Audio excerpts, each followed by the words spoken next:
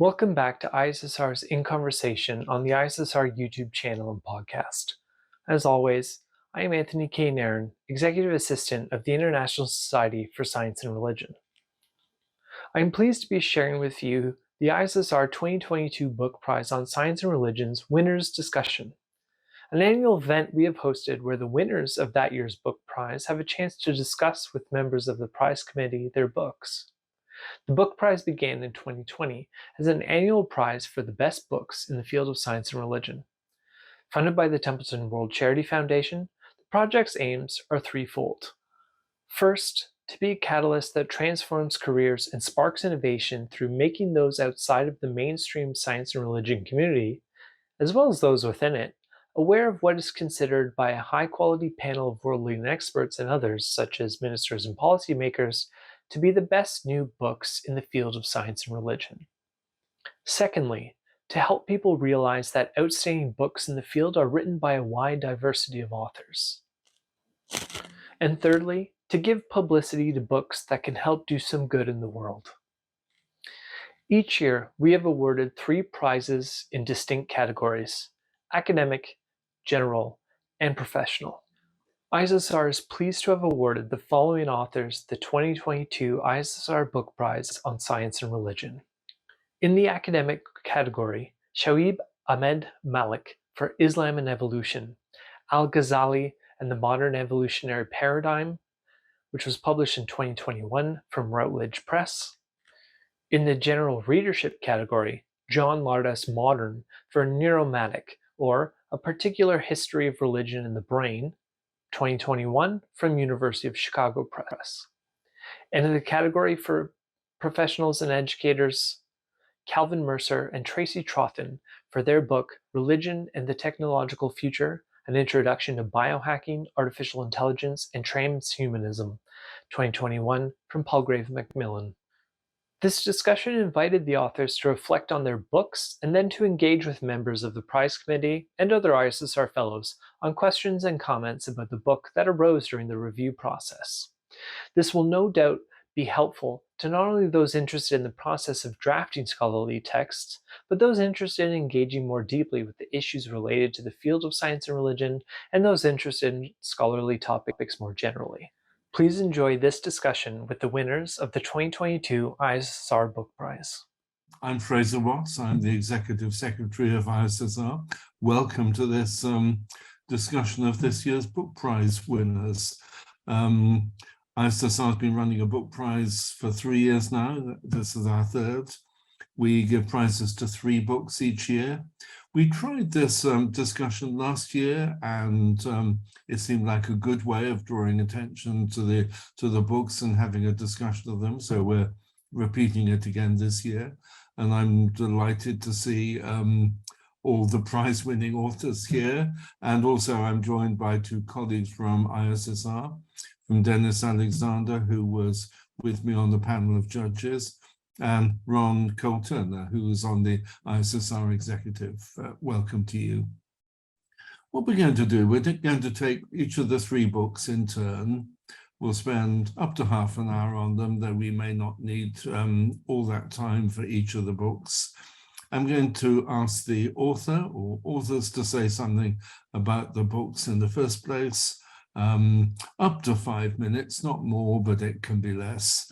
And then one of the ISSR people will come in, different person for each book, and get into conversation with the author, and then we'll gradually broaden it out. We have some members of in the audience you're very welcome to, and there'll be an opportunity to ask questions as well. So that's where we're going, and we're going to start with the book on Islam and Evolution by Shoaib Malik, and I'm going to ask you to say something about your book, Shoaib. Over to you. Thank you, Fraser. First and foremost, I'd like to say thanks for organizing this and for the award. I started this book when I was an MSc student at the University of Edinburgh doing the Science and Religion program.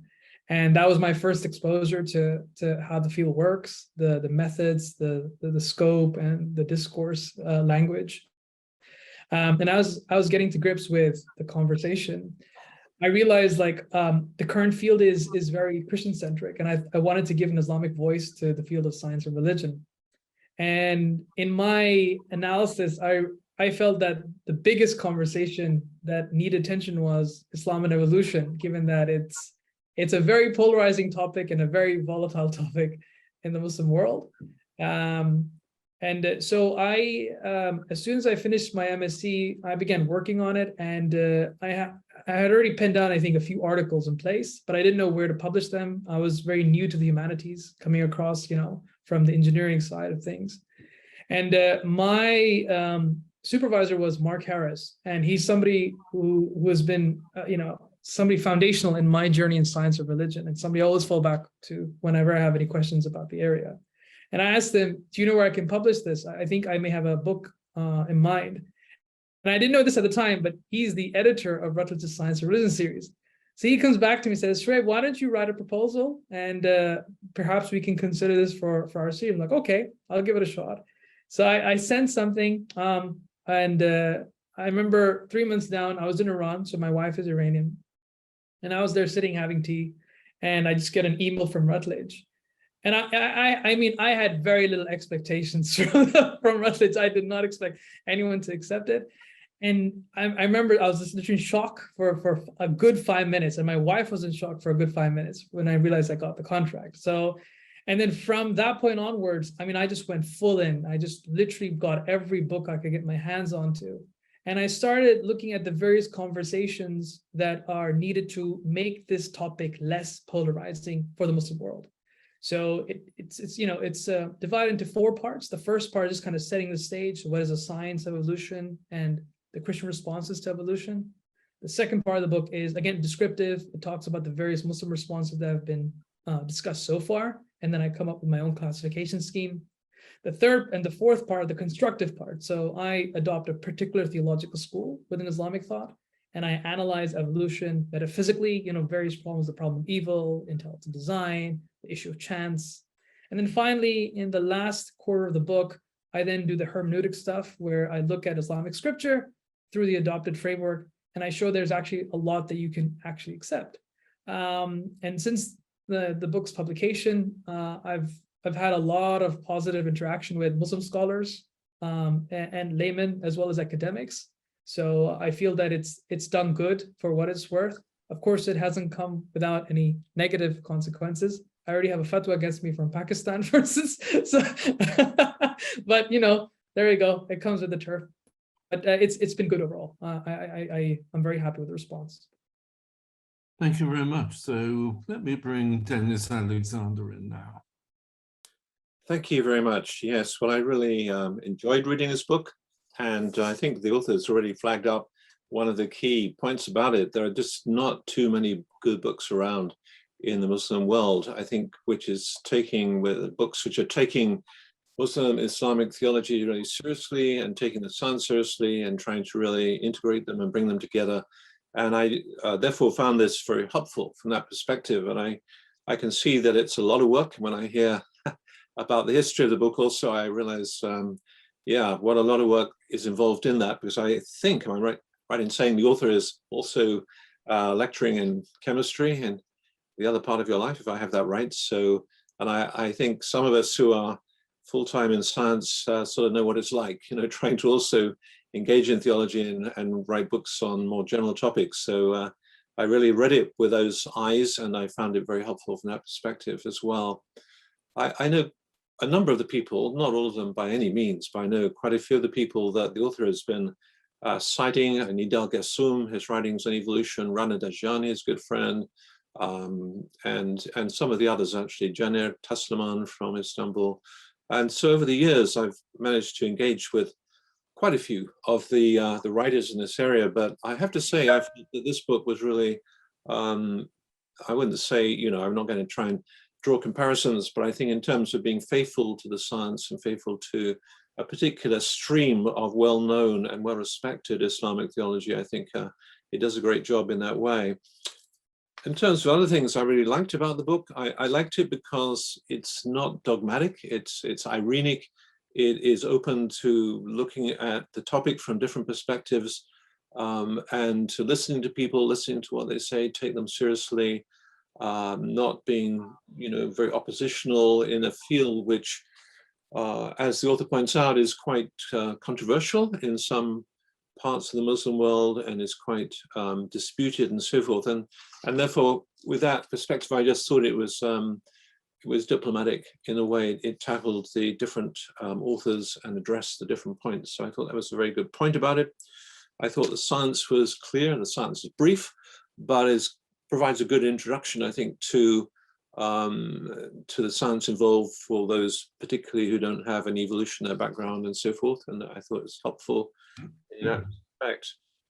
I particularly liked one of the chapters in the book is actually critiquing what pops up quite a bit in certain types of the Muslim literature, and that is the claim that somehow historical, traditional Islamic authors really knew all about evolution way before Darwin and so forth. So it's almost trying to capture the idea of evolution as being a sort of Islamic thought and idea. And as the author points out, I think quite correctly, there's some sort of over-interpretation, I think, of many of those texts, which really, as their background, they have the great chain of being. That is their background. That's what is being really considered. And it's been over-interpreted as if the texts are referring to some kind of idea about modern evolution, which, as the author points out, is really not the case. You have to interpret those texts within their particular context. So I thought that was a very helpful chapter. I thought also the chapter about chance, I thought particularly was helpful, and the whole concerns that are raised by theological thinkers on evolution when it comes to the topic of chance and so forth. And I thought the author laid out very nicely the different, when we're talking about chance, what does that really mean? And sort of mapped out the different types of chance and how they engage with theological perspectives. And I thought that was really quite helpful as well. So those are my positive points. I'm thinking particularly about the good points that I felt about the book, which I do. And I'm happy to have this opportunity to mention them. Points for discussion. I have a question also for the author. I think that might stimulate some discussion. Just on the point of chance, actually, one of the things I sometimes wonder about when I'm reading theological reflections on evolution, either from a Christian perspective or Islamic perspective, or indeed other religious perspectives, they kind of assume they assume some of the claims or the more stronger claims made about evolution being random or being a theory of chance and so forth. I think the author is sort of critical about that basic understanding to start with. And I'd like to see what the author thinks about, do you think that those of us coming from a theological perspective who are discussing evolution, really start out maybe over-interpreting the interpretations of others who see evolution as a sort of theory of chance and randomness and so forth?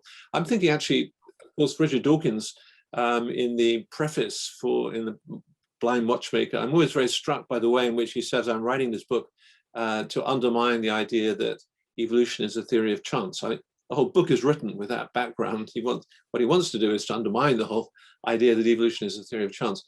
And so, in a way, I think that's a very valid point. I don't think evolution is a theory of chance at all, taking it as a process overall, when you look a little bit closely at it, depending, again, when you're talking about ontological chance and epistemic chance and all those kinds of different aspects of the chance discussion.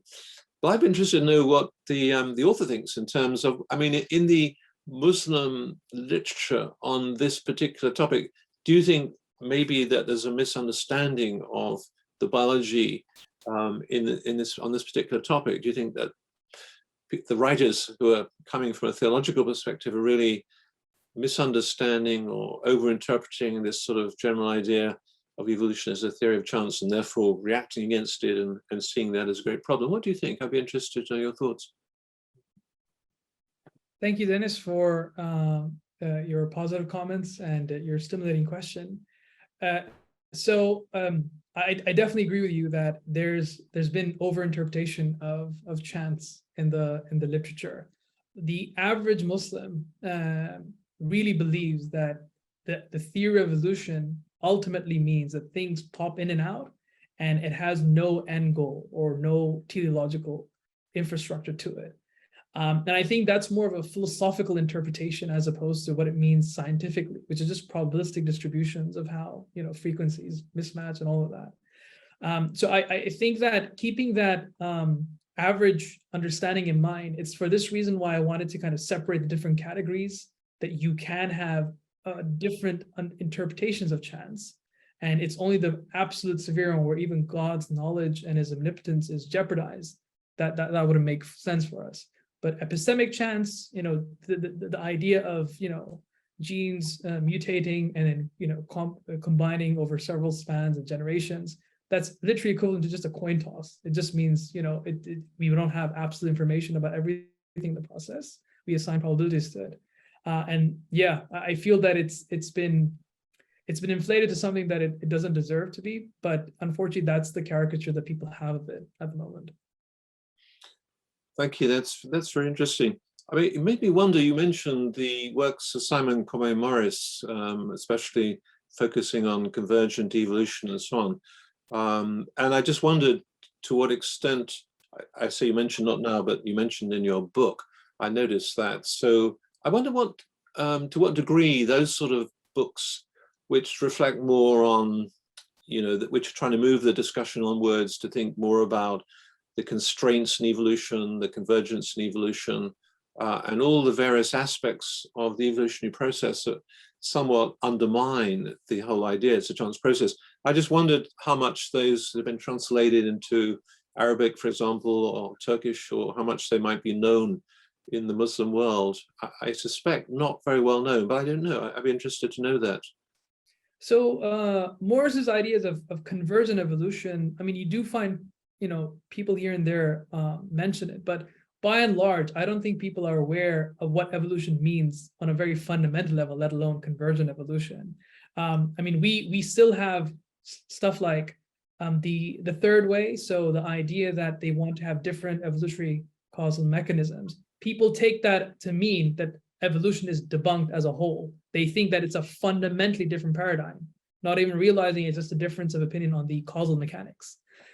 So I think that Muslims, at least the Muslims that I've encountered, are far away from being able to going into the finer details, just because it's still so volatile and a polarizing conversation. I don't think that it will get to that level until a few years from now. At least that's my opinion. Thank you. Yeah, I think there would be very useful books to bring out in Farsi and Arabic and so forth. So that would be great. Just on another, a different topic in your book, of course, you mentioned quite a bit about occasionalism and how that's central to Asharite Islamic philosophy and theology and so forth. And you also just flag up some of the problems with occasionalism, but you don't really have much time to develop maybe all the problems in great detail. You can't tackle everything in great detail in this sort of general book.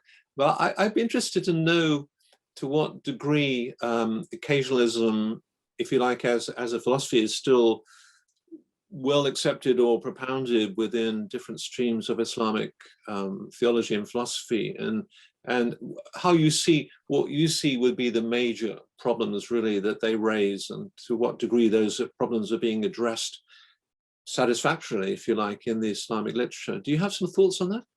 Yeah. So occasionalism is not necessarily the predominant model across all Muslims. It's occupied by a few intellectual schools of thought, the Ash'ari school, the Maturidi school, and to some extent the Athari school as well. But other models don't accept that. Neoplatonic philosophy is not the same thing as occasionalism, for instance, and we have Islamic Neoplatonists, Muslim Neoplatonists, so that you do see variation there. But as for evaluating occasionalism on its own terms, I think that it does help with appreciating that a lot of science can be accepted in an occasionalist framework. But the main problem seems to be is trying to reconcile free will with occasionalism. Because if you believe that all causal efficacy is actually from God, it then undermines the ontological efficacy of human beings. And so therefore free will definitely becomes an issue. And I take it, I understand that that's a problem with occasionism, but I also believe that other theistic programs, they also have their own problems. And I think I'm more comfortable with the problems of occasionalism as opposed to others. So I don't think these can be squared off so easily. And for me, I'm still inclined towards occasionism, despite understanding the issues involved with free will. Thank you. I mean, just to reflect on that a little bit, a fairly common sort of idea that one has in Christian theology is it's not occasionalism, but it's much more the kind of idea of the immanence of God in the created order. So God is continually sustaining, upholding, interacting with, active. It's a move to sort of get away from deism, but instead of moving in the direction of occasionalism, which almost, well, in its extreme form, can posit a kind of separate creation at every moment, as everything separately is created.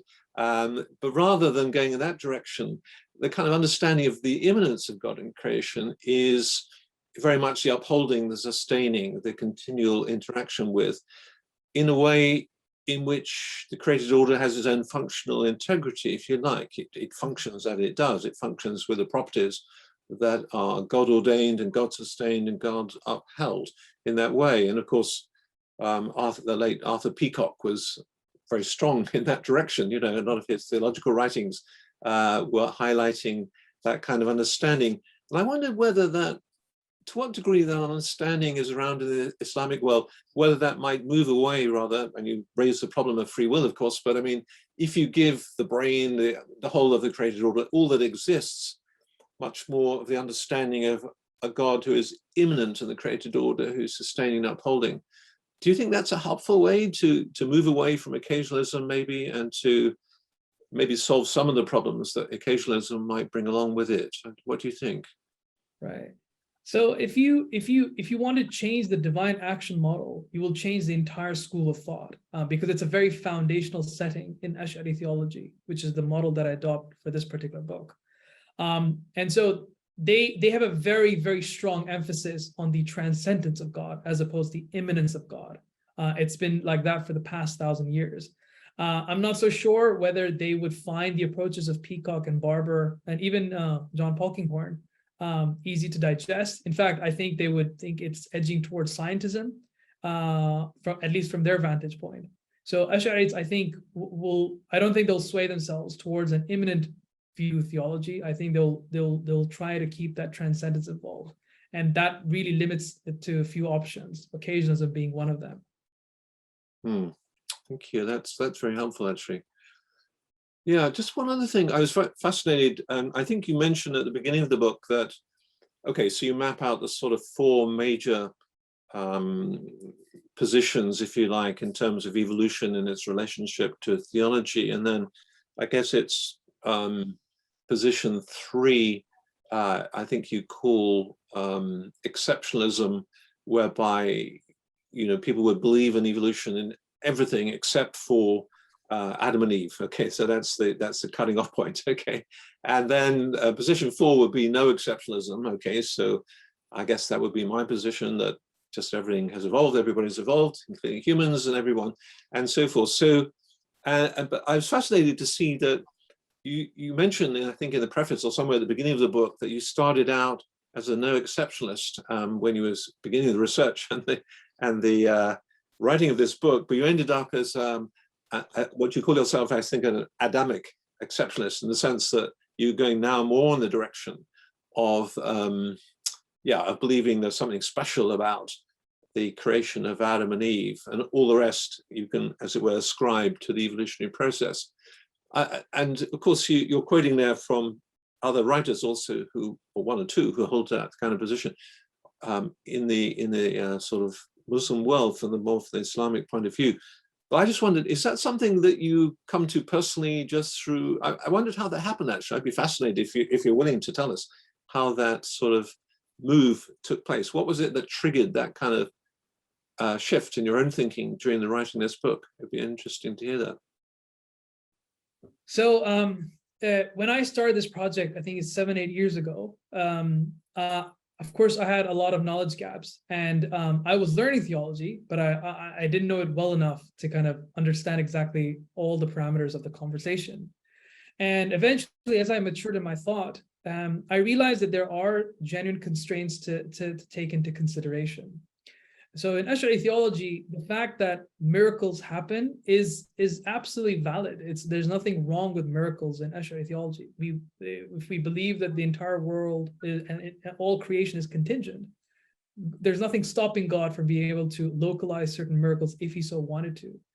And then that metaphysical structure that impacts your hermeneutic readings, which readily allow the miraculous creation of Adam and Eve, and even Jesus. We believe that even Jesus was born or was created miraculously. And so once that metaphysical system was kind of understood, I then moved away from no exceptions, precisely because for me, there are theological sensitivities that I uphold because of eschatological implications. So the function of theology is to get to salvation at the end of the day. And for me, I understand that as a very serious commitment. And if I then take it that these are things that I cannot compromise on, then I will eventually shift myself accordingly. I do not necessarily believe that I need to bend theology to the confirmations of science. I think that we can take them on their own terms and see how far we can go with that. And so my own journey was evolutionary in that sense, that I started off with the no exceptions camp, but now my personal opinion is not necessarily no exceptions, sorry, Adamic exceptionalism, which is the third position. It's that all three are possible: creationism, human exceptionalism, and Adamic exceptionalism from a theological standpoint, in that no matter which position of those you adopt, you won't be penalized for that in the eschaton. But no exceptions could have eschatological consequences. That's my actual position at the moment. So that's why at the end of the book, I actually defend creationism as a theological possibility, even though I suggest that if you gel it with the science, it's just completely opposed to that. Right. I just wondered, though, if that isn't a slight problem, in the sense that I understand that theology is really important and should be central. I mean, I guess the current thinking is, in terms of genetic bottlenecks, 10 to 12,000 breeding pairs is the sort of minimal type of population size based on the current genetics we know about, and so forth. And there are a few papers out about that and so forth in human history, in the history of human evolution. And so I wondered how you want to address that. I mean, do you have the aim now? You want to seek to somehow bring that theological position more into some kind of coherence with that evolutionary history, or otherwise, don't you end up rather otherwise with a sort of NOMA position? These are some non-overlapping magisteria, and they're just going to live in these watertight compartments, and we're not going to try and bring them together. So I'm being slightly provocative here, but you know what I mean. So I wonder what your own position was on that. I mean, whether you feel anxious about that sort of dichotomy, or whether you're seeking ways in which you can bring those two together, really. Right. So I'll address the NOMA in the second part of my answer, but for the first part, I will say that there are things that are theologically open for us, and they're theologically open precisely because theology doesn't mandate certain positions. So, for instance, whether I believe in the existence of dinosaurs will make no difference for me in the hereafter. Same thing goes with the periodic table. Same thing goes for evolution. A large part of it, it doesn't really matter to me. And that's just because of the way the theological program is set up. So if both options are open, you can adopt evolution. You don't have to adopt evolution. You can believe in dinosaurs or don't believe in dinosaurs. It's theologically open. On a scientific level, of course, wherever the evidence goes, I'm going to go with that as well. I teach science. That for me makes sense.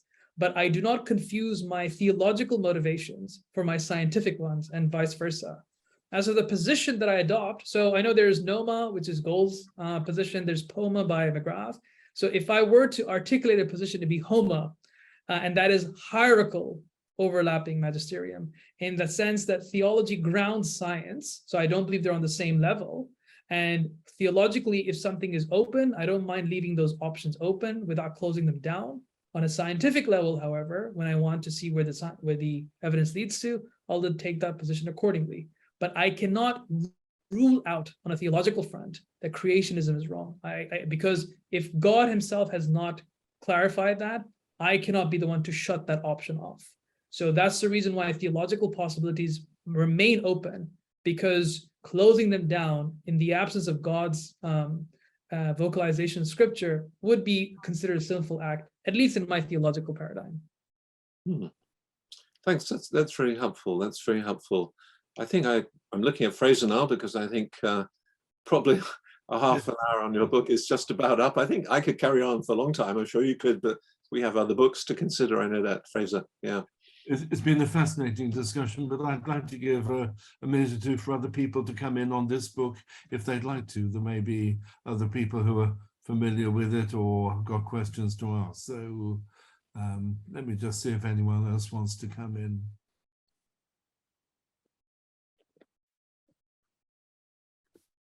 If not, perhaps I can just ask one thing. Sorry, Jonathan Edelman wants to come in, Fraser. Oh yes, sorry. Yes. No worries. No problem. Jonathan Edelman here. It's a fascinating study. I teach a course where I try to cover different religious perspectives on evolution.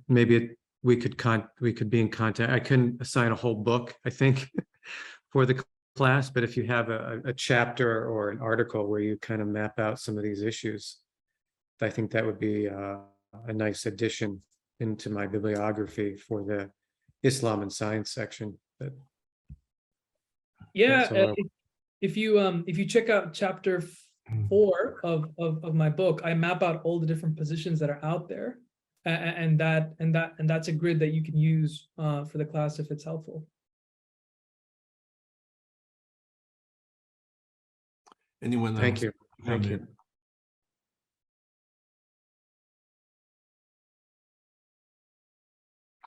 Okay, so I think we should move on. Thank you very much, Shoaib and Dennis. Fascinating discussion, and congratulations on the book. The prizes are awarded in 3 different categories, and one is for an academic book, and that's the prize that you were awarded, Shoaib. Very serious and scholarly piece of research in that book. Congratulations. So we'll move on to the next book, which is Religion and the Technological Future, an introduction to biohacking, artificial intelligence, and transhumanism. And 2 authors of this book, Calvin Mercer and Tracy Trothen. And I don't know which of you is going to speak first to this. What have you planned? Yeah, I'll go first. Thank you. And certainly thanks to the ISSR for supporting authors. That's so important, and scholarship. This book prize is a great honor. So thank you. And also just a brief appreciation to our editor, Phil Getz at Palgrave. He was open to the idea, helped guide us in that, and even I think is responsible for the title or part of the title. So I want to thank Phil. You know, authors need publishers, so we appreciate that. Society has a lot on its plate. I mean, global climate change, race relations, pandemic, terrorism, and you know, one hesitates to put something else on the plate. But all of those troubling issues are, you know, bigger problems because we didn't address them well early. And so even though it's not on the radar, I think, in the general public's mind, we wanted to push this conversation about religion and radical human enhancement out, you know, beyond a small group of academics and thought leaders into the broader population, ultimately into the general public and into students as we designed this to be used for a textbook as well as a more general readership, to, you know, help facilitate this important conversation about the technology coming and increasing technological impact on our lives. So that's our, interest and our commitment. The first sentence in the book is my favorite, and it's a bit sensationally put. It says, "Religions of the world will come to an end or thrive depending on how they respond to the topics of the book." Again, that's a bit sensationally put, but we wanted to alert the reader at what's at stake here. And not just in society at large, but with regard to religion. Tracy and I both care about religion. We want religion to be responsive. We want religion to facilitate justice and fair play. And so, another goal of the book is to help religion be responsive. So this is the third major project I've done with Tracy. We did two collections of edited collections of original chapters by scholars, and that's a different kind of work. And so, but that went beautifully. She's a great colleague, and so we felt very good about jumping into co-authorship. And just a final point. I published for many years in biblical studies, and everything I worked on had been sliced and diced 100 times. And frankly, I got bored with that. And it's important work, but it's such a, I transitioned into this work, and it feels like a pioneer, helping, explore exciting new territory. Challenging, interesting, dangerous at times. But it's quite an honor and quite a privilege to help forward this conversation. So with that, I'll turn it over to my dear colleague, Tracy. Thank you, Calvin. Yes, we had quite a journey, Calvin and I, to see this book through to fruition, and it did start many, many years ago. I was doing a fair bit of work on sport and doping and spirituality and ethics. And it was Ron Cole Turner, actually, who helped me to understand better the link between what I was working on there and transhumanism. And then as I got involved in that area, Calvin and I connected and began work on these projects. And Calvin has just been a wonderfully energetic colleague who has really been at the fore of introducing a lot of our projects that we've done together and starting them. As with this book, it was his idea to begin with, for sure. And I'm very, very grateful to him for that. I was so excited to work on the book with him. And wow, during the pandemic, our writing process was very interesting, I must say. I'm sure, Calvin, you would agree. We had about 4 months there where both of us were working on it daily, often for 8 to 10 hours a day, maybe more.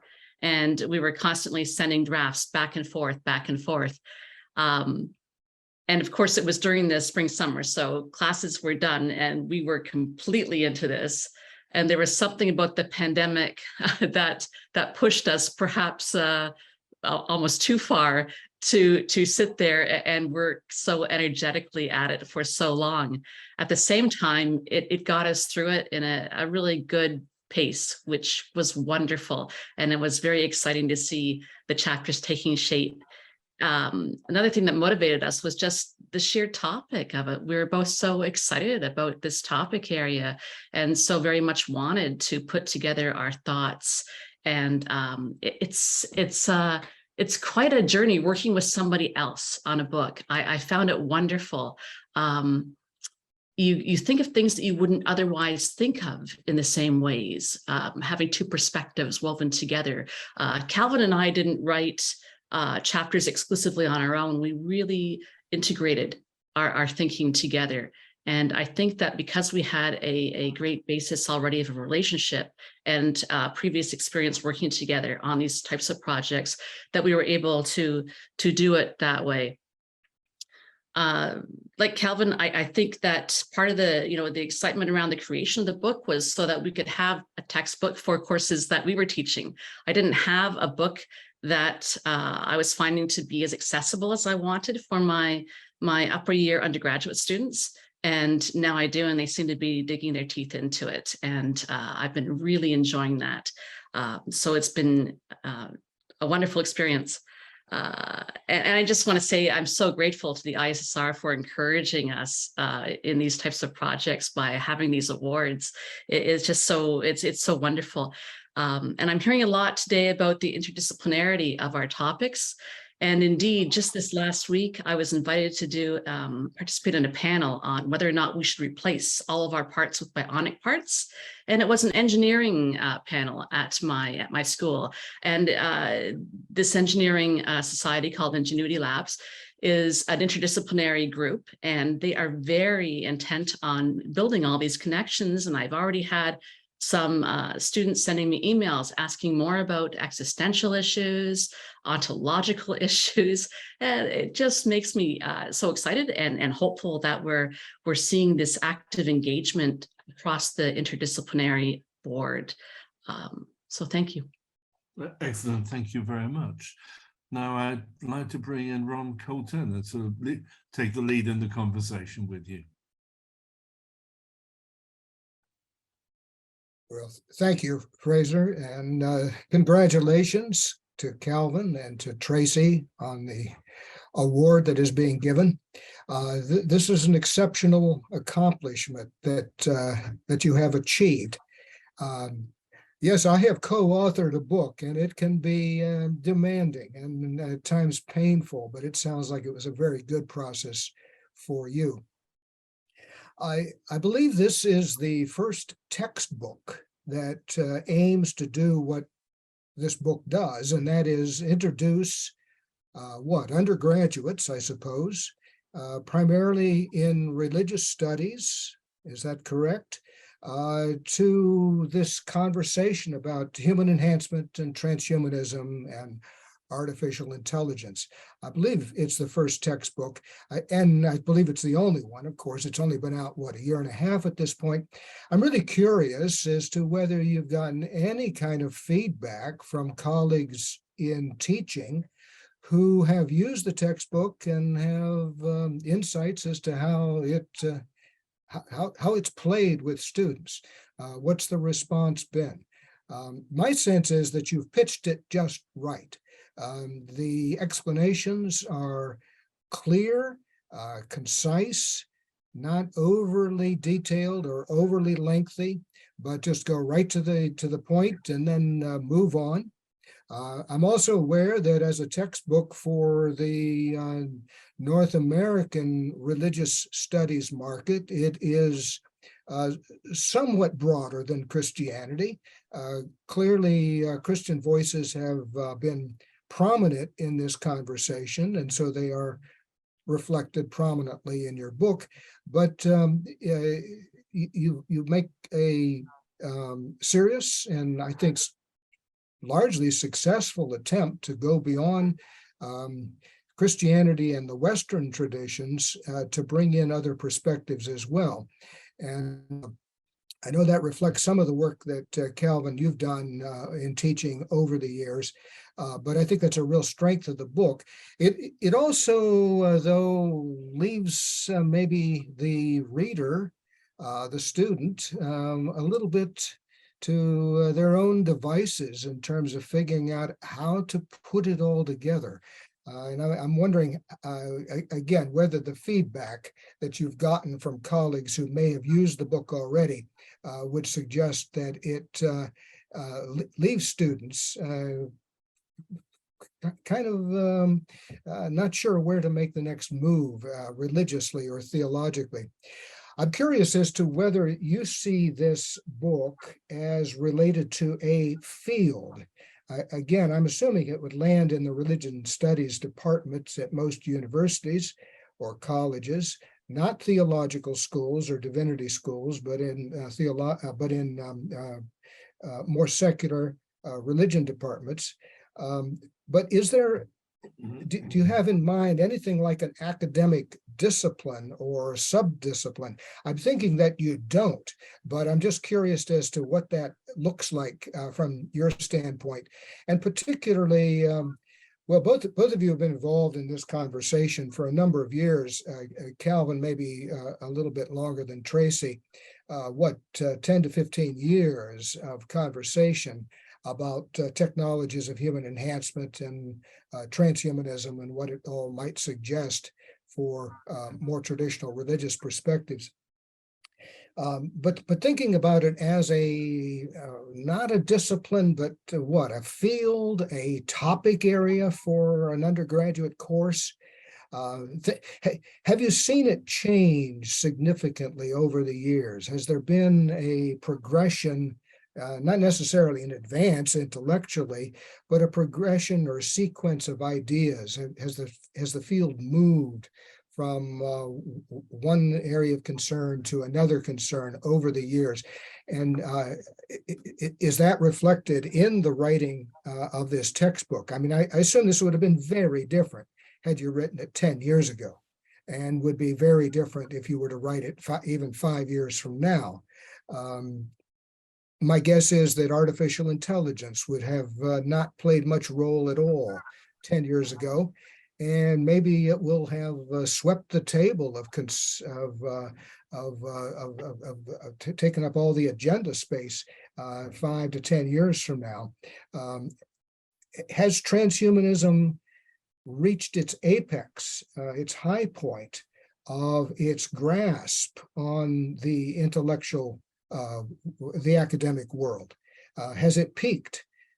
Has AI, as an agenda area, begun to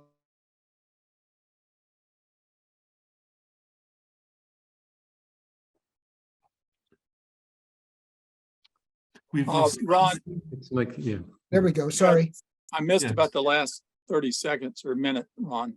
Yes. Okay, well, I'm asking whether transhumanism may have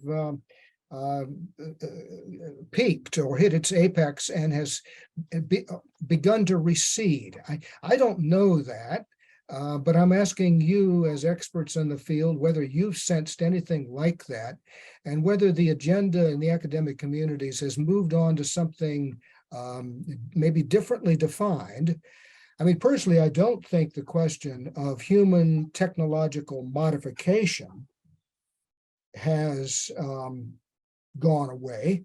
If nothing else, gene editing, CRISPR techniques, human genome editing, there's a whole new conversation that's, a conversation that's just been recently rebooted in that arena.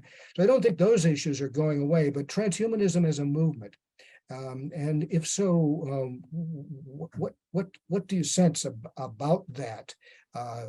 Again, in terms of capturing the moment in which this book is written and the field or the disciplinary area that it addresses. Lots of interesting questions there, Ron. Should we give them a chance to respond to those and then give you a chance to come in with some more questions? Is this the right point to do that? That sounds fine, or I can keep on. It's your call, Fraser, but why don't we go ahead and have them respond? Yes, okay. So Calvin, Tracy, which of you is going to back first now? Well, I'll touch on a couple of, Ron raises several points. And first of all, Tracy and I know I speak for Tracy here. She may want to say words herself, how appreciative we are of Ron Cole Turner. We both consider him a dear mentor, a guide. Ron's been, I think one of your books is like early 90s. Maybe Ron started working on this stuff way before that, but Ron's been working on these issues a long, long time. So I wanted to make a point, particularly given the first book that was discussed, that the issue of most of the conversation, academic conversation coming out of scholars of Christianity, that is a concern. It is a huge concern of mine. And so we did try in the book to interject questions and issues and topics related to what we called in the book, the karmic religions. The very first co-edited collection of original articles that I did, I guess it's maybe been maybe 10 years ago now. I had to, in recruiting scholars from other religions, including Islam, I had to actually sit down at AAR and explain what transhumanism was to an author I was trying to get to write a chapter on Islam or some of the other religions. That has changed, and it needs to change even more. So we did attempt to do that. It was a challenge because both Tracy and our scholarship is broadly in the Christian academic circles, but we certainly did try to do that. And we need that conversation to expand. And the group at the AAR tries to do that every year, pull in papers from other religions. So Ron mentioned that, and I wanted to mention that I have had no feedback from professors using this. It may be a bit early. Maybe Tracy has. Seems like there was someone that Tracy knows that I forget his name, but she may have something about that. But I think that courses in religion and science or applied science that might address radical human enhancement are going to expand. We did a kind of a research on that for the publisher, and there are dozens of courses out there that we found, and my guess is those are going to expand. And so I think publishing in this area is a growth industry. And yes, this is, to my knowledge, the first textbook that really tries to pull it all together. I'm sure there'll be lots of competitors out there, and that's good. But with that, let me, given the press of time, let me turn to Tracy and see what you want to comment on. Thank you for all that. Yes, I've had a few colleagues reach out and say they've been using the book in courses, and they found it evocative in the classroom, which is what we're looking for. Generated lots of conversation and discussion. And yes, there have been apparently some feedback that people want more firm answers. We've all experienced that in theology and religion, of course. And that's good. That's fine, because it says to me that they're hungry and they're thinking about it. So we're thrilled with that. And in terms of transhumanism as an evolving concept, lately, I've been asked to do I did a couple of talks for Homes for the Aging organization in the US just a couple of weeks ago, and they wanted to know about AI and assistive technology and ethics and spirituality for aging adults. So that was how it was framed. And then this panel this week with Ingenuity Labs, it was framed as a question of should we replace all of our parts with bionics or not? So I'm not hearing transhumanism as much. In some of the conversation that's followed up from these talks, transhumanism has emerged as a term from one or two people, but I'm hearing more of a focus on AI and bionics. That's just anecdotal. And in terms of who might be interested in taking this course, I have a neat story. I was taking my niece, my oldest niece, for a tour of my Queen's University campus where I work. And in the summer, and we were sitting outside at a patio at the graduate club. It's called the Grad Club, actually. And a table next to us, they started talking, and my niece said, "Shh."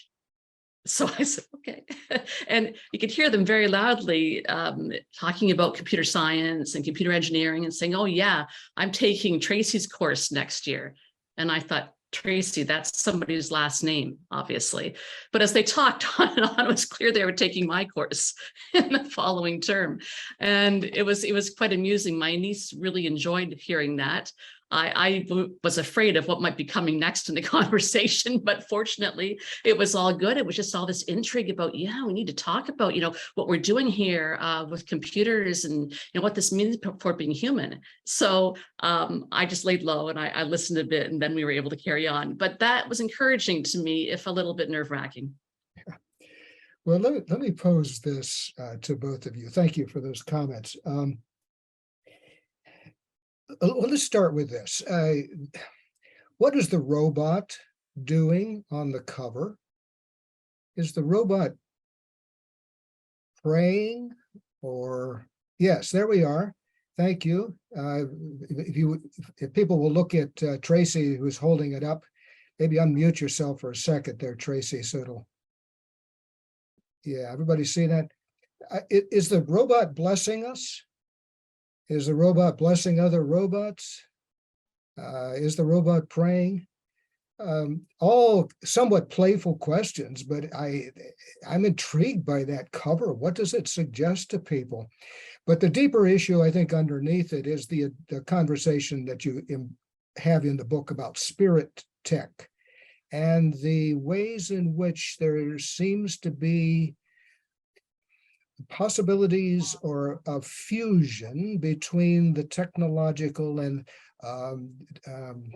the advances of our time and the spiritual longing of human beings. So if you could say anything more about that particular question, or let me come at it yet one other way, not to overload it here, but one other way. That sentence, Calvin, that you quote, the religions of the world will, disappear or thrive? Well, I know how they'll disappear, but I don't know how they'll thrive. Does that have something to do with the praying robot? Does it have something to do with spirit tech? Does the technology that you're discussing in the book generate any kind of a spiritual renaissance or awakening or a new level of human spiritual awareness? I mean, those are really, really questions that go beyond the scope of the book. I'm very much aware of that, but I would love any thoughts that you've got on that set of questions about how the spiritual is influenced, for better or worse, by the technological.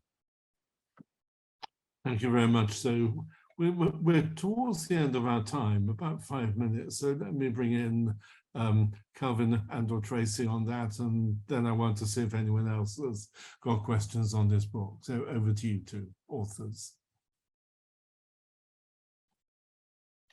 Well, I could say just a quick word and then pass it to Calvin. One thing that I'd like to comment on, thank you for raising the topic of the cover again, is that Calvin and I had a little bit of a wrestle to explain why we didn't like the initial image that we got from presented to us from the publisher.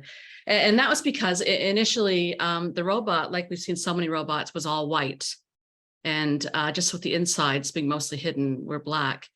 And that connected for me as an ethicist with the issues of racialization and all the dangers that we have and that we're seeing with AI about the possibility of amplifying our systemic oppressions in society.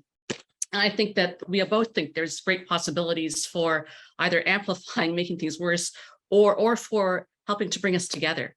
And that a key there seems to be intentionality. And if we're not intentional and mindful about what we're doing and why, then we're just going to make things worse. We're going to entrench our existing norms, which are not very helpful and healing by and large in society, as we well know. And in terms of the spirituality of the bot, I wonder what the possibility of AI and tech creating more opportunities for spiritual transistence, and that connects up, Ron, with the work that you've been doing, looking at psychedelics too, as a way of spiritual enhancement potentially. So with that, I'll pass it to Calvin. Well, I'll just say that I in my maybe limited vision, I've always viewed the robot as praying, but I like Ron's other options. So I'll just leave it at that. Okay, I think Tracy responded well. yeah. Anyone else like to come in with a question about this book?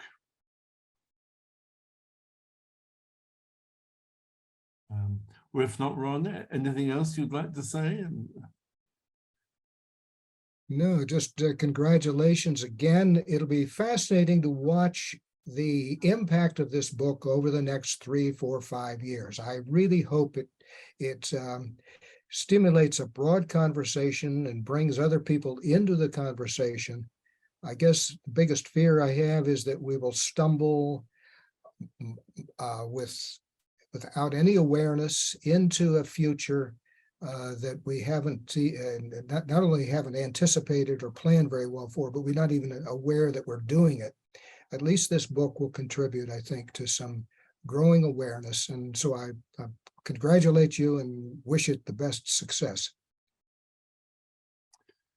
Thanks very much, Ron, and I add my congratulations to you too. And it's in the book prize scheme, this is a book for professionals and educators, and I think it's the first year that we've awarded the prize to a book that's really on target for that category. So it's good to have a prize-winning textbook. So congratulations to both of you. Thank you. So we move on to our third book, which is a book that we've categorized as for general readership, Neuromatic, or A Particular History of Religion and the Brain by John Lardas Morden. And fascinating book. I'll say more about that in a moment, but John, over to you to say something about why you wrote the book, how it came from, or whatever. Okay. Well, thank you, Fraser. And I just want to start by, saying what a wonderful honor it is to sort of have my book recognized by the ISSR. And I was very grateful, and also, very grateful to my fellow awardees for sort of being here for this kind of opportunity to sort of talk about our books and sort of see what's happening in conversations about religion and science. I'll start with just maybe an anecdote or a couple sort of potential overlapping origin stories of the book. I think my last book was on 19th century America, looking at the relationship between religion and technology. And one of the things that I was looking at closely in that book was the science of phrenology in the mid-19th century. And I think that sort of sparked my curiosity as an historian, as where does this phrenological story go? And so I think I was primed to sort of thinking about the neuromatic and thinking about religion and cognitive and neuroscience from my original sort of survey of the phrenological landscape in the mid-19th century. And so that book was published in 2011. And so I was thinking about phrenology and its after effects and its afterglow. And it was about that time when I was participating every year as a ritual kind of obligation to go to the American Academy of Religion. And I'm an historian by trade.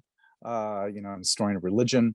Not necessarily was not involved in larger conversations in science studies or in religion and science per se.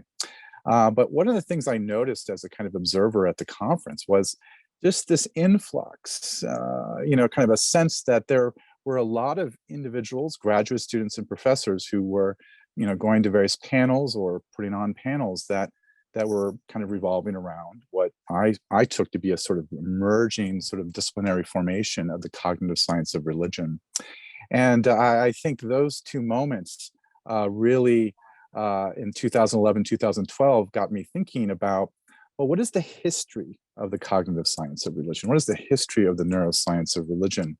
And so there I began sort of amassing an archive that would help me try to tell a story about how we arrived at a moment where the brain is at the center of attention, not just for a kind of scientific technological worldview, but also in many instances theological or religious worldviews. And so as an historian, I kind of worked that sort of insight backwards, right? Thinking about, well, what has happened over the past 300 years that has allowed the brain to become such a focal point in our kind of imagination of our own humanity, whether one is religious or not, whether one is scientific or not. And I try to tell a story that hopefully is historicizing the cognitive and neurosciences of religion in a way that I think is new. And I think in a lot of ways that's my contribution, in a way where I'm not so much interested in sort of parsing out what I believe to be the relationship between religion and science, but tracing basically the way in which the categorical difference between religion and science has been conjured in laboratory settings of the neuro and cognitive sciences. And so let's keep it at that. Thanks very much. I find it's a really fascinating book, and at two levels really, but partly just at the level of historical detail. And I learned a huge amount from reading this book that I hadn't known before. I had points of connection with most of the topics, but learned a lot more. And the core of the book, there were really 4 historical case studies. One on the cognitive science of religion, one on electrical recording of the brain, then what should we call it? Fringe cybernetics, including Scientology, and then a 4th one on electric shock therapy in psychiatric hospitals. All fascinating topics in themselves. And that, as I say, I learned a huge amount of historical detail. But then John's weaving a historical story about all this, and that's really fascinating, I think. Encouraging us not to take what people in those various fields say about what they are doing in their own terms. I mean, there are some more than others, but a lot of them are sort of peddling some kind of secularization narrative. And I think what you're encouraging us to do, John, is to stand back from that and to critique the narrative that people are telling about themselves. And I see this as part of a sort of growing reinterpretation of what's often been taken to be secularization, that it's not really a move away from religion at all, but a move to a different kind of religion. And at the moment, I think that's being argued for people who are spiritual but not religious. I've, for example, in a recent book by Galen Watts in Toronto on the spiritual turn, is being argued in connection with atheism, the idea that atheism is really a Christian heresy. It's not secularism at all. And this turn to the brain and information processing systems, I mean, it's often passed itself off as secularization, but I think you're encouraging us to critique that narrative of itself and to reconsider it, and to see it more as a kind of quasi-religion, something that's been at least engaged with religion all the way along. And I'm not quite sure how to convey this. And I'd be grateful for some help in clarifying it, because every time I try and reach a simple formulation of what the thesis of your book is, then I realize that it's more subtle than that. But I find it difficult to find a clear, simple formulation that captures the subtlety of what you're saying. So I'd like a bit of help with that in just a moment. Well, that's the best compliment I've ever received on this book. Thank you for that. There's also some ambiguity about categories, isn't there? I mean, is this a book about the brain or about cybernetics, or are they basically the same thing? Or is there a version of brain and cybernetics where the distinction doesn't really matter anymore? I mean, there are some neuroscientists who are very physicalist about the brain and would not buy the idea that you can instantiate the brain in some informational system. But then there are some others who do. So I think there's a kind of deliberate blurring of that issue of, are we talking about the brain or about information systems? And also, I wondered if there was a bit of blurring between secularism and scientism, and which of those you were really talking about. Sometimes when you were critiquing secularism, it seemed to me that you actually had scientism in your sights a little bit more than secularism. But again, I mean, the breadth of the book is so astonishingly impressive. It's quite hard to pin down, I think. So I've thrown you a number of challenges there, and really inviting you to offer some clarifications if you care to do that. Well, thank you, Fraser. Those, I mean, I think in a lot of ways your questions, right? That's the point of this book, is to evoke, to get people to think, to get to, in a lot of ways, those are the kinds of books that I like to read. And I'm very happy that, this was provocative in a way where, I think it, kind of getting at some of the things you're saying, I'm nodding my head.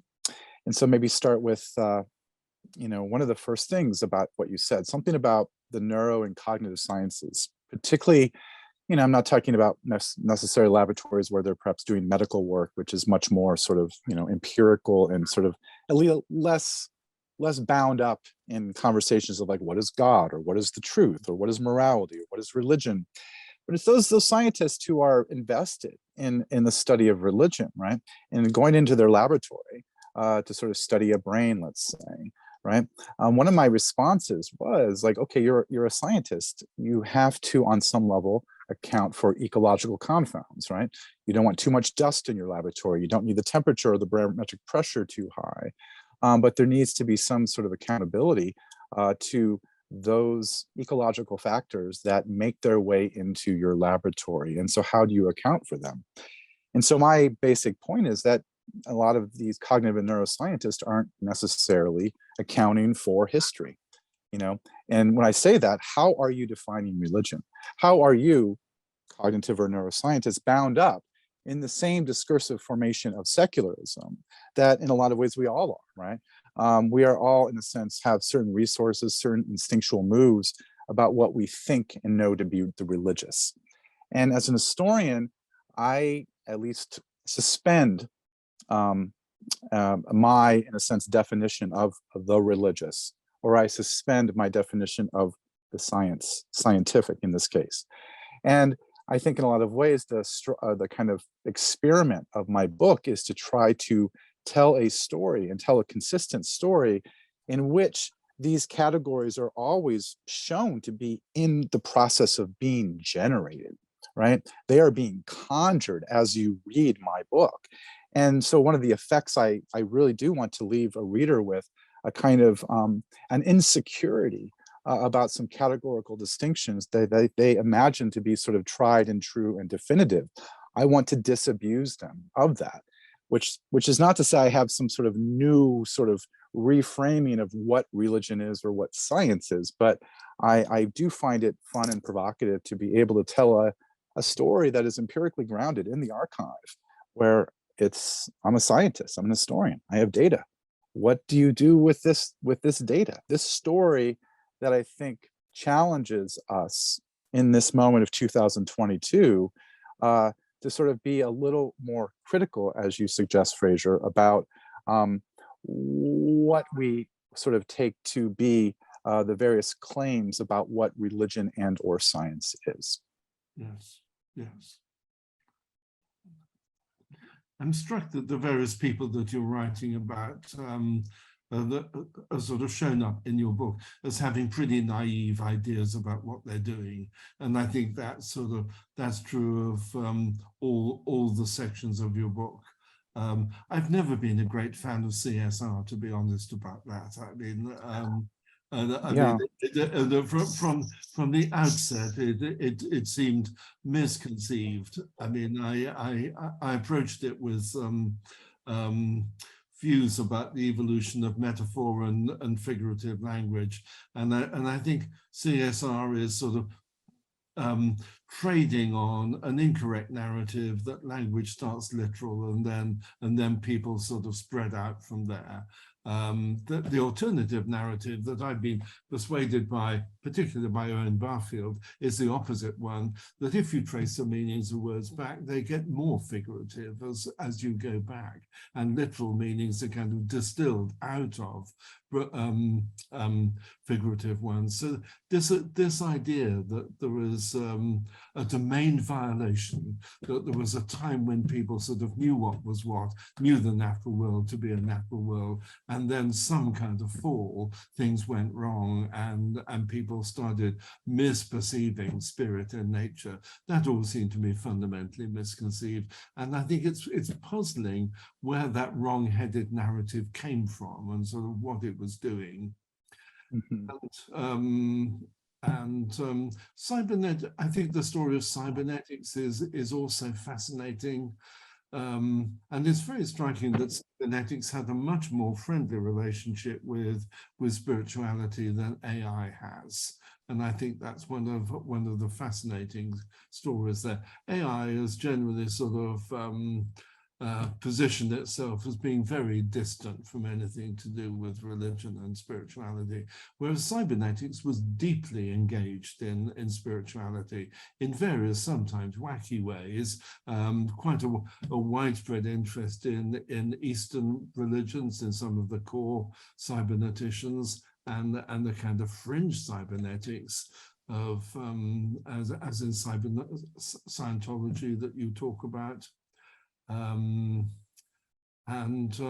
was quite a friendly relationship between cybernetics and theology for a while, particularly with Stafford Beer.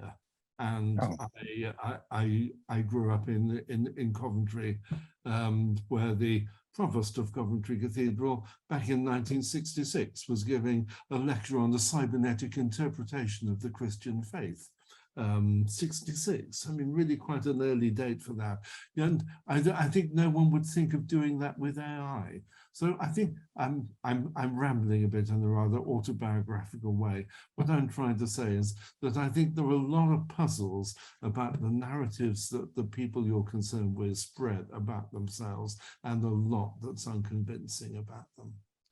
Well, that's a great point, Fraser. I think it's, as trained as an historian of religion, right? At UC Santa Barbara. And so when I teach, I present all kinds of religious worldviews to my students, and without, critically, but without any kind of desire to debunk or to affirm or to say this one is better than that one, right? As a humanist, I'm interested in what stories people are telling themselves in order to be themselves and to go on into the next day.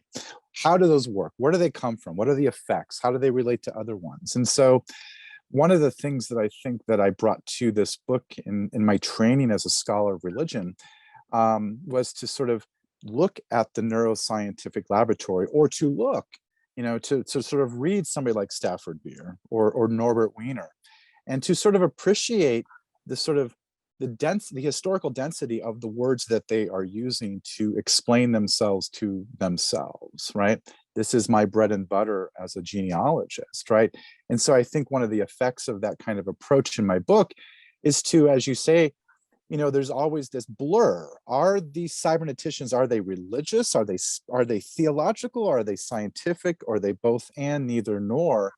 And I think that's an effect of the way in which I try to sort of, basically, I in a respectful way, try to sort of approach the Scientologist and the cognitive scientist and the spiritualist on the same terms, to listen to them honestly and see, what they're doing, what they're up to, what moments they're speaking of. How do you make sense of that historically? And I think once you start doing that, having suspended the analytical categories like this is religion, or this is the scientific, or this is the secular, I think you can tell a much more, I think, interesting, but I think also, I would want to say, I don't use this lightly, but a more truthful story of what's happening here, right? Because we live in a blurry world, man, like it or not.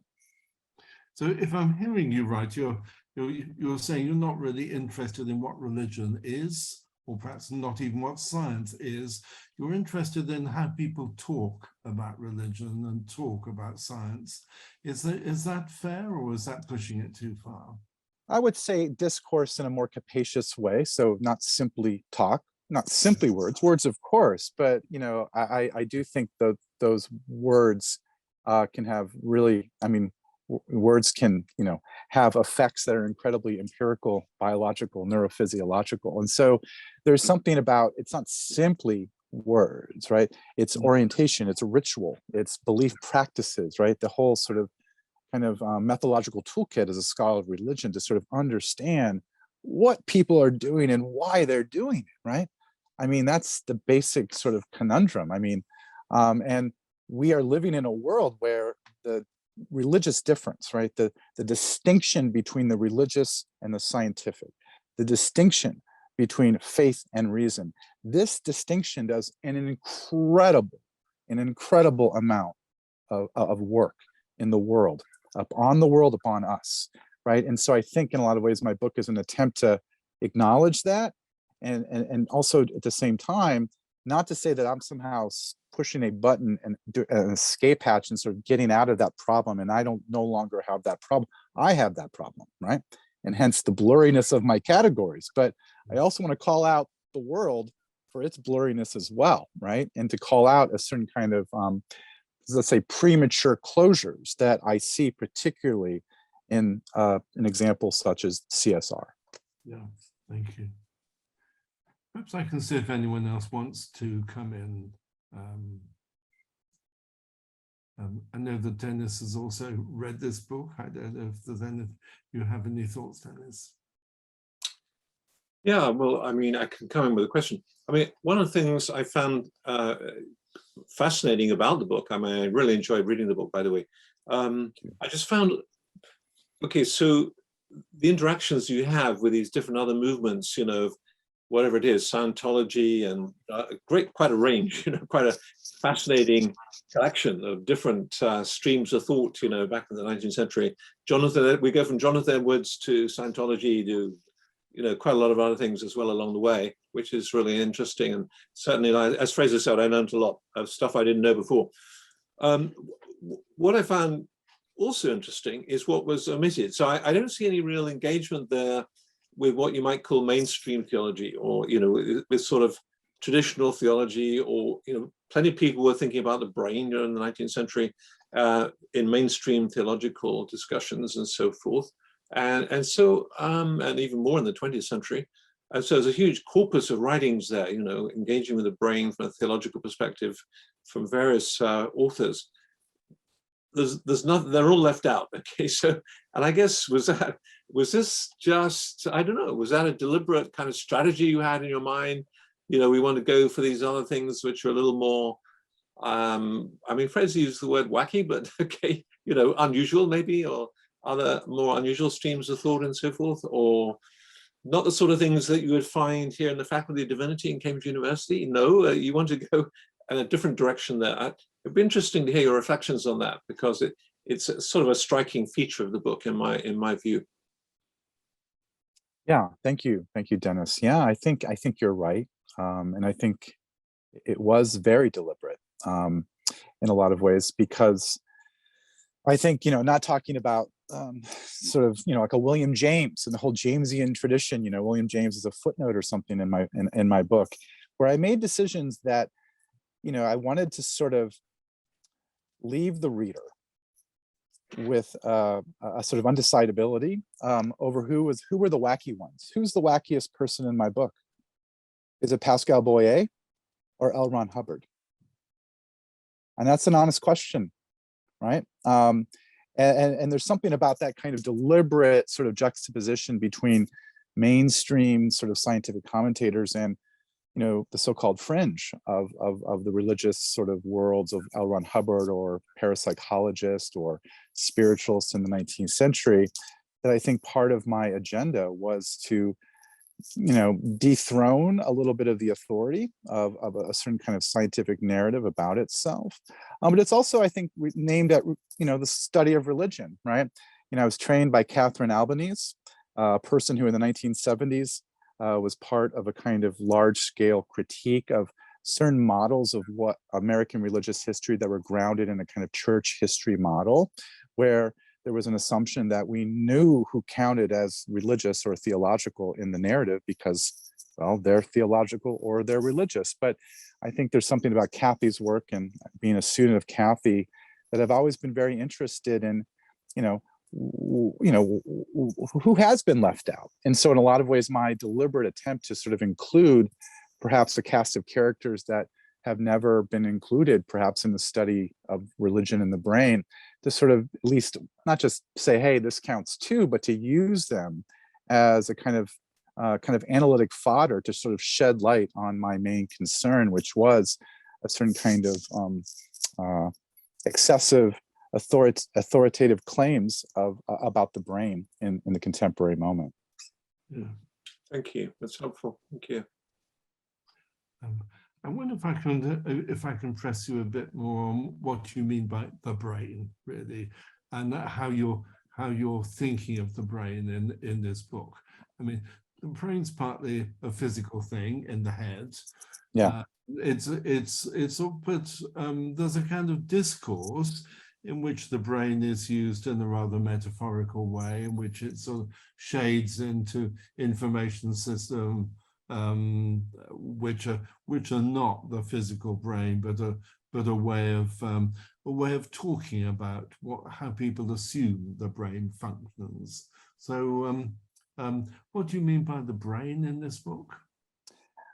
Well, that's a great question, Fraser. I mean, I think, simply, I think I talk about it as a kind of larger sort of frame to talk about, the flesh in our head, to talk about the pictures of that flesh in our head, to talk about the various systems and approaches to life and worldviews that have been, in a sense, influenced or inflected by that. And so, as you mentioned, Stafford Beer, I'm like thinking of that very famous sort of picture of the corporation as a brain. And, Stafford Beer and a lot of other cyberneticians in that moment who had this incredibly capacious understanding of the brain, right? The brain is just this like, it's a kind of like, it's there and then it's there and it's just all the way up. And so I imagine there's a bit of, there's a kind of, I really find cybernetics a very fascinating, provocative way to sort of think about the world. Critical at times, but I'm also acknowledging that there's something about that sort of kind of model of the brain where it has these sort of different registers simultaneously, right? And I think in a lot of ways that question that you asked, Fraser, kind of gets at, perhaps on some level my book is aimed, at not at cybernetics, but really interested in the the unfolding and the after effects of the cybernetic moment in the mid-20th century. And actually my next book project, going right back into that archive with a different kind of agenda, but it's endlessly fascinating. I'd be fascinated, incidentally, to hear about your next project. Where you're going next? It's going to be a history of the city of Akron, Ohio, which was the center of the global tire industry in the mid-20th century. Classic story of deindustrialization that goes, basically the city is devastated in the 1970s with a kind of retreat of a certain kind of industrial technology. But at the same time, my argument is it's not a retreat, it's actually an incursion of a certain new kind of technological formation in the form of basically digital technologies and the cybernetic metaphysics. And so to tell a story about Akron, Ohio, that moves from, settler colonialism in the 18th century and thinking about machines and technologies that have, in a sense, played a role in that part of the country, to sort of tell a story with this kind of central focus on what you might call a prehistory of a post-industrial society. Yeah. So there's a theme here, isn't there? That sort of things are not quite what they seem, or at least not quite what they're claimed to be. No, they never are, Fraser, never are. That seems a point of continuity here. Well, anyone else want to come in quickly before we close? If not, I'll just congratulate you again on this fascinating book. It's we classified it as a book for the general readership, and I think it's a book that will fascinate a very wide range of people. So I wish you very well with it. And I want to go back and read the earlier book on secularism, which also sounds fascinating, but I haven't found time to do that yet. But that's another treat. So Thank you. Thank you to everyone for being here. Thank you to the authors for writing the books to which we were able to give prizes, and to my colleagues Ron and Dennis. Thank you, everyone. Thank you for being here. Fascinating discussion, and I wish you all very well with your books. So there we are. Thanks. Bye-bye. Thank you for joining us. If you liked what you have seen or listened to here, please leave a like and consider subscribing to the ISSR YouTube channel or podcast for more content on scholarly topics related to the field of science and religion. Links to the authors and their books from their respective publishers will be in the information box below, along with information on the book prize and ISSR. Until next time, thank you for joining us on the ISSR YouTube channel and ISSR podcast.